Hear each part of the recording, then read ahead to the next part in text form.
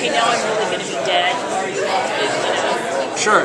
I mean, when I read the season finale, season 5 script, and got to the part where Cass explodes, and it's stipulated into a fine mist of blood and bone, I thought, all right, that might be it for me. But 4 pages later, I was resurrected. So, Mo from the Chicago Tribune put it well. Cass has become the Kenny of Supernatural.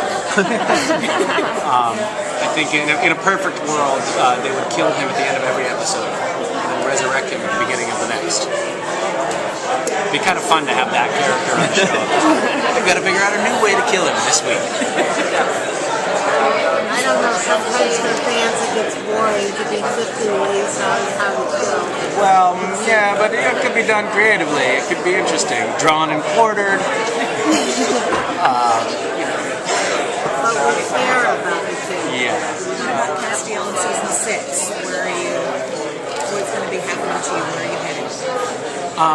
Cass is on his own kind of mission this season. I think season 5 started out with Cass sort of pursuing the hunt for God, and that was his mission. But then he very quickly kind of got folded into the fray with Sam and Dean's Monster of the Week projects, and didn't really maintain a terribly strong focus on that mission. And I think this season it is going to be more purposeful, more directed, and his arc is going to carry through to the end of the season. And he's going to be definitely playing a different role than he has in the past. He is trying to restore order to heaven. That's his primary focus. It's anarchy up there, and heaven's nukes are falling into the wrong hands. He's trying to bring these weapons caches back into the right hands. There's a lot going on. He has his hands full, and he's not so much, I think, going to be a sidekick to Sam and Dean, helping them with their projects. He's on his own mission. So there you have it. So God is still missing. There's a little less talk of God this time around. Now that Cass has done so much being around humans and everything, what's his favorite part? About being around humans, aside from the beer and brothels. I think Cass is actually, he had a bit of a hard reset when he was disintegrated and then reconstituted. And I think now that he's now a little bit less human than he was leading up to the very end of season 5. He's more of the angel that we met at the beginning of season 4. The only difference is that so he's not as emotional and as vulnerable as he was in season 5. But he is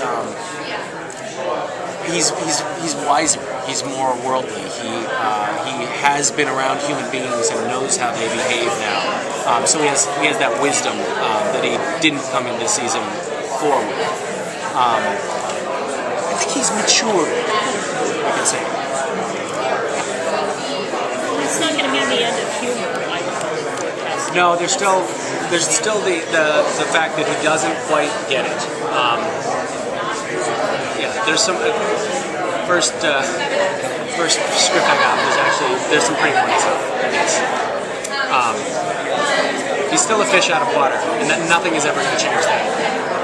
Can we expect any new cast-specific episodes this season, just focused on your character in terms of how they fight the So far, there's been one episode that is more focused on Cass. I think that he's going to be he's going to be. There probably. My guess is that there probably will be a couple more of those, and maybe a fewer episodes where he just sort of pops in for a minute and gives the boys some advice and then pops back out again. But I don't know. I can't predict the future, unfortunately. I wish I could. It would be handy. Can you give some hints as to what we'll see Cass doing in his own channel? Sarah Gamble likened it to the state that heaven is in to post-Soviet Russia. the government has kind of fallen apart. There are really powerful weapons that are falling into the wrong hands, and Cass is trying to restore order and kind of take command. He's trying to be the boss of heaven, which sounds like an onerous task to me. And he's taking it very seriously. And that's going to be his primary focus. Yeah. You've had so many hilarious scenes. What's been your favorite? Your favorite one-liner or your favorite scene? I don't know. Ass-butt has been resonating with me. I really liked that line.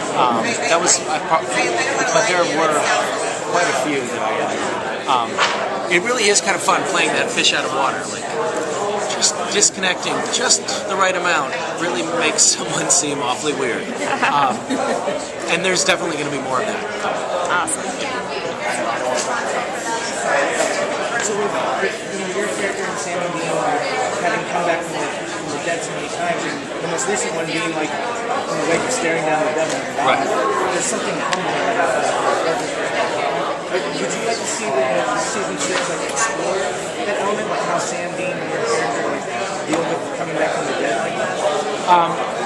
I would like to see it, and we're going to see that. I think that it's actually going to be a pretty integral part of the season.